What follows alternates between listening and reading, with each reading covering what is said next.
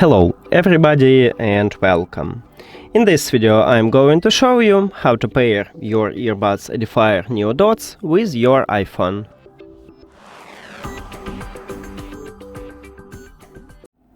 You have to start by open Settings and go to the Bluetooth. Now open the charging case, and if it's your first connection, these earbuds enter to pairing mode automatically. These LED lights start blinking and you will see them at the device list. Also, these earbuds enter to pairing mode after factory reset, so if you perform factory reset, you also don't need to enter pairing mode manually. You just tap at your earbuds at the device list.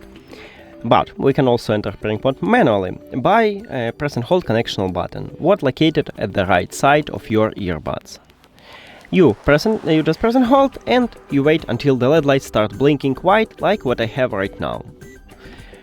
And then tap at your earbuds at the device list. And that's it.